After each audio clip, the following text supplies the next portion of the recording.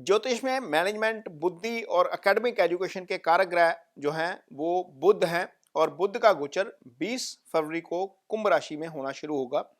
कुंभ राशि में यह गोचर जो है बुध का जो गोचर 6 राशियों के लिए शुभ है, क्योंकि बुध 6 राशियों में गोचर के दौरान शुभ फल देते हैं और 6 राशियों में फल जो है वो अच्छा नहीं होता। अब इसमें सबसे पहली राशि आती है मेष राशि।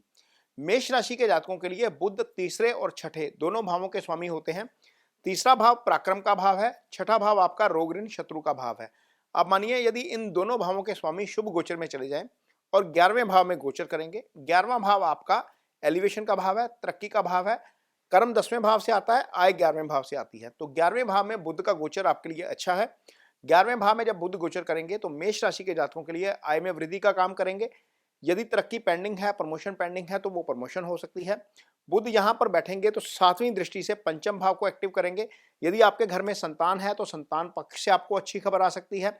और यदि आप किसी के साथ अंडरस्टैंडिंग रखते हैं, किसी के साथ आपका तालमेल है या रिलेशनशिप है, तो आपको उसके साथ अच्छा समय बिताने का मौका मिल सकता है।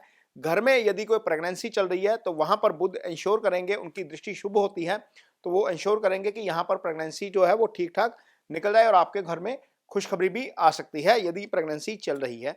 तो ये मेष राशि के जातकों के लिए बुध के गोचर का असर रहेगा। अब अगली राशि जिसका जो फायदा होगा वो है वृष राशि। वृष राशि के जातकों के लिए ये गोचर होगा 10वें भाव में। अब 10वां भाव आपके लिए कर्म का भाव है और वृष राशि के जातकों के लिए बुध धन स्थान के भी स्वामी है। अब धन स्थान के स्वामी और पंचम स्थान के स्वामी बुध का गोचर जब दशम में होगा, कर्म स्थान में होगा, 10वें भाव के कारक भी बुध हैं और जब ये गोचर करेंगे तो निश्चित तौर पर कार्यस्थल पर आपका प्रभाव बढ़ाएंगे, कारोबार में वृद्धि करेंगे, धन में वृद्धि होगी। पंचम के स्वामी चूंकि शुभ गोचर में है तो इजी गेन्स बढ़ सकते हैं। संतान के पक्ष से अच्छी खबर आपको सुनने को मिलेगी इस गोचर के दौरान, क्योंकि ये गोचर आपके लिए शुभ फलदायी है। अगली राशि जिसको इसका फायदा होगा इस गोचर का वो है आपकी कन्या राशि। कन्या राशि के जातकों के लिए ये गोचर इसलिए शुभ है क्योंकि आपको जो आपका ये राशि के स्वामी ही है। सबसे पहले तो आपके लिए राशि के स्वामी है। राशि के स्वामी का छठे भाव में जाकर शुभ गोचर में चले जाना आपके लिए अच्छा है। ये गोचर इसलिए भी अच्छा है क्योंकि जब हम काल पुरुष की कुंडली बनाते हैं तो बुध की जो कन्या राशि है वो छठे भाव में चली जाती है। बुध यहाँ पर आकर उच्च के हो जाते हैं और यहाँ पर जब बुध उच्च के हो जाते हैं, गोचर में यदि छठे भाव में चले जाते हैं तो निश्चित तौर पर आपको बहुत फायदा देते हैं।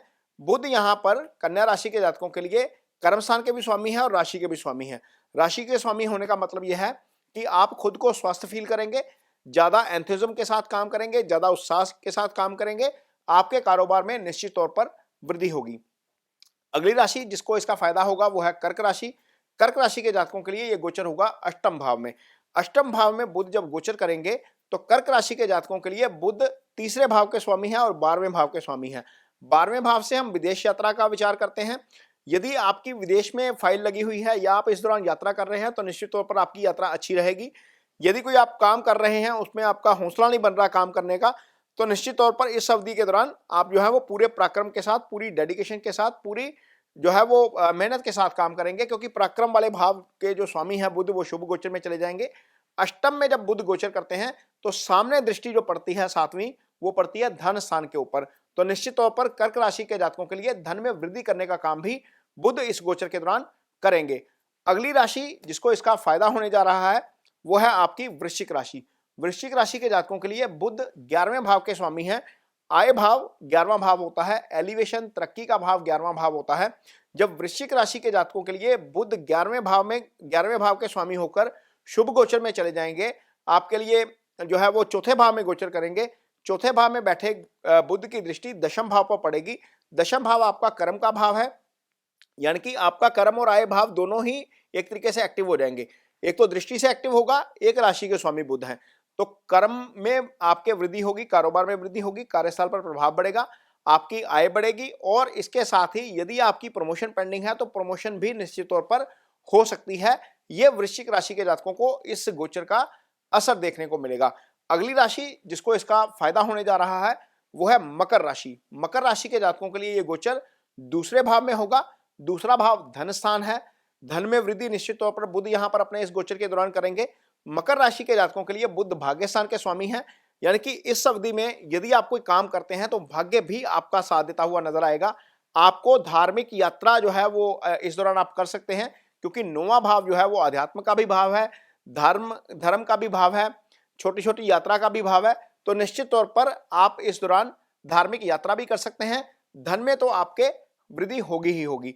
तो ये बुध का जो गोचर है 20 फरवरी से जो होने जा रहा है वो इन 6 राशियों के लिए निश्चित तौर पर अच्छे परिणाम लेकर आएगा।